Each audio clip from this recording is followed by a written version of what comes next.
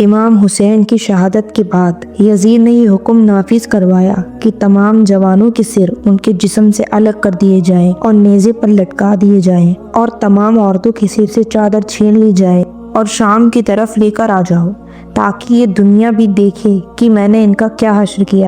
بس آل رسول کو قید کر لیا گیا۔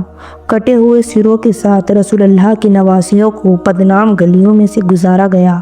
جب شام تک پہنچی تو یزید نے یہ پیغام بھجوایا کہ رسول اللہ کے خاندان کو شہر کی ٹھہراؤ، پہلے میں اپنا شہر شام سجا لوں۔ تاریخ میں لکھا گیا، یزید نے تمام لوگوں کو یہ حکم دیا کہ جیسے عید کے دن نئے کپڑے پہنتے ہیں ویسے ہی آج کے دن نئے کپڑے پہنو، شہر کی گلیوں کو چوراہوں کو سجا دیا جائے، اپنی چھتوں پر چڑھ جاؤ، اور جب اولاد رسول شام میں داخل ہوں ان پر پتھر مارو، ان کا استقبال کیا جائے اور ان کو بتا دو ان کی اوقات کیا ہے۔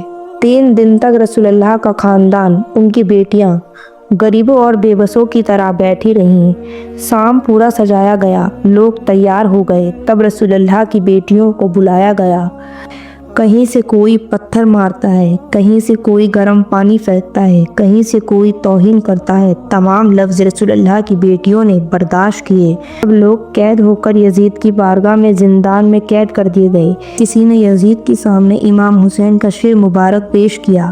اس ظالم یزید نے اپنے ہاتھوں میں لاٹھی لی اور امام حسین کے لب مبارک پر مارتا رہا اور کہہ رہا تھا، کاش میرے بابا زندہ ہوتے، کاش میرے دادا زندہ ہوتے، ان کو بتاتا میں نے ان کی بنی ہاشم کے ساتھ کیا کیا۔ رسول اللہ کے نواسے کی توہین کر ہی رہا تھا، اتنے میں یزید نے یہ سوچا کہ اللہ نے مجھے بڑی عزت دی ہے۔ دربار خاطب سے کہا، آؤ ممبر پہ دنیا کو بتاؤ بنی امیہ کیا مرتبہ رکھتی ہے۔ خاطب ممبر پر آیا اور یزید کی شان میں قصیدے گانے لگا۔ اتنے میں امام زین العابدین زنجیروں میں جکڑے ہوئے کہنے لگے، اے خاطب، افسوس ہے کہ تم نے مخلوق کو راضی کرنے کے لیے اپنے خالق کو ناراض کر دیا، بس تم نے اپنا ٹھکانہ جہنم بنا لیا ہے۔ پھر امام زین العابدین نے یزید کی طرف دیکھا اور کہا، اے یزید، مجھے بھی اجازت دے کہ میں اپنے خاندان کا تعارف کروں۔ لوگوں نے کہا، اے یزید، یہ بیمار قیدی ہے جو اپنی بہن امی کے ساتھ رسوا کھڑا ہوا ہے، یہ تمہارے سامنے کیا ہی کہے گا، دے دو اس کو اجازت۔ یزید تکبر کے نشے میں مست تھا، کہنے لگا، آؤ اپنا تعارف کرواؤ۔ امام زین العابدین زنجیروں میں جکڑے ہوئے ممبر پر آتے ہیں اور فرماتے ہیں، شروع اللہ کے نام سے جو تمام تعریف کے قابل ہے۔ اے لوگو، اللہ نے ہمیں 6 چیزیں عطا فرمائی ہیں اور 7 چیزوں سے ہمیں برتری حاصل ہے۔ وہ 6 چیزیں یہ ہیں، پہلی علم و حکمت، دوسری حلم و برست بری، تیسری جود و ثقافت، چوتھی فصاحت و بلاغت، پانچویں شجاعت و بدہاری، اور چھٹی مومن کے دل میں محبت۔ ہماری 7 فضیلت یہ ہے کہ اللہ کا رسول صلی اللہ تعالی علیہ وسلم ہم میں سے ہے، امت کے صدیق ہیں اور جواں مرد ہیں، اور جفار ہم میں سے ہی ہیں۔ حوض محشر اللہ نے یہ اعزاز ہمارے خاندان کو بخشا، جب تک علی حوض کوثر کا جام نہ پلائے کوئی جنت میں داخل نہیں ہوگا۔ رسول اللہ کی اولاد جن کو جنت کا سردار بنایا ہے وہ حسین اور حسن ہم میں سے ہیں۔ اللہ نے جس عورتوں کو تمام عورتوں کا سردار بنایا وہ رسول اللہ کی بیٹی فاطمہ ہم میں سے ہے۔ جو آخری حجت زمانے بن قیامت ہوگی وہ مہندی ہم میں سے ہیں۔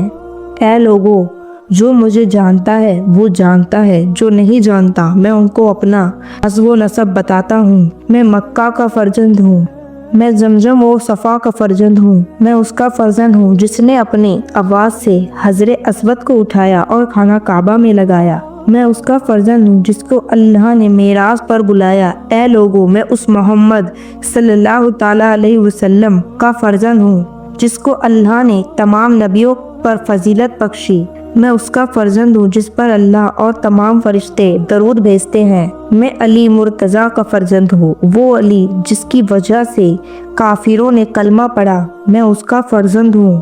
میں اس رسول اللہ کا فرزند ہوں جس کو رسول اللہ اپنے کندھوں پر بٹھایا کرتے تھے، بولا کرتے تھے، میں حسین سے ہوں اور حسین مجھ سے ہے۔ میں ازر رسالت کچھ نہیں مانگتا سوائے اس کے کہ میری آل سے محبت رکھنا۔ میں اس کٹے ہوئے سر کا وارث ہوں، میں اس खून के रंगीन कफन का वारिस हूँ। मैं उस हुसैन का फर्जंद हूँ जिसका सिर तुमने नेज़ों पर लगाया।